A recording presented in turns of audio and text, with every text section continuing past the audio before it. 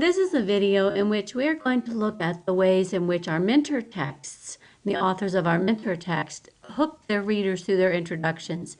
The first few paragraphs, how did they do that? How did they make you want to continue to read on? There's several techniques that I think you'll find that they've used. The first one is that they sometimes just started right in with personal experience, the personal experience of a person highlighted in the report. This is like the story equivalent of what you did with your short stories, where you started in the middle of the action in medias res. So the best example of this was the Battle Within article from the Denver Post. This is the one about the soldiers who are returning to battle even though they have all kinds of injuries. And it starts off, after too many blasts from nearby explosive devices and 2 deployments to Iraq, Barton had incurable headaches. Sometimes they left him dizzy, sometimes he flew into a rage, and it goes on about his deployment. So it starts just right in talking about the soldier who had had these experiences of being sent back into battle. So that's one technique that you can use, the personal experience. Sometimes the personal experience is part of a series. The first chronological event in that series could be where you start. And the best example of this was the Not Until a Boy Died inquiry, which was the Pulitzer Prize winning inquiry.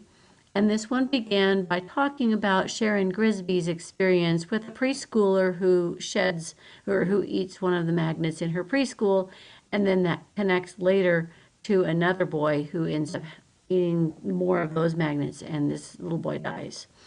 So by talking about the first personal experience and linking that to the further story, that's one way to begin an inquiry report. Another simple way to begin it is just start with your main idea. We might call this the thesis in an essay. But a good example of this was the article on ski accidents in Colorado. The main idea of the inquiry is stated in the very first one-sentence paragraph. And that main idea is, when someone dies or is seriously injured on a Colorado ski slope, it is ski patrollers, not trained police officers, sheriff's deputies, or forest rangers, who document and determine what happened.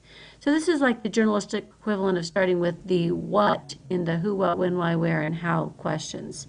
But it is one way that you can start your report. Another option is to start with an attention-grabbing fact or statistic, and you've probably used this in your essays. Consider the sports injuries articles. A number of you read this about sports injuries being a growing problem in kids. And it starts off, sports injuries are on the rise in U.S. children and teenagers. Each year, more than 3.5 million sports-related injuries requiring medical treatment occur in children under age 15.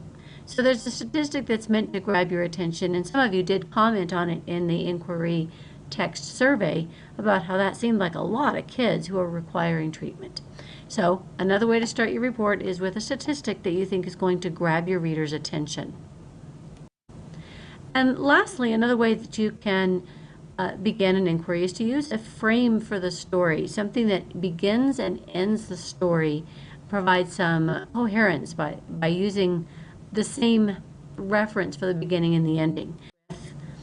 Over the 10 years since Columbine, I've seen positive change, he said, but I still see too many tears and heartaches and loss to feel that we're there and that we can give up the struggle. We're still in the middle of it. So this one began with a reference to Columbine and then kind of a statement of the general problem, and ended with that same reference to Columbine and the statement of the problem. So there's kind of a framing action that takes place here.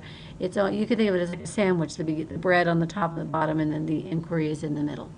So that would be another way that you could start your inquiry report. And now it's up to you to look at your content, look at your topic, and think, how will you begin your inquiry?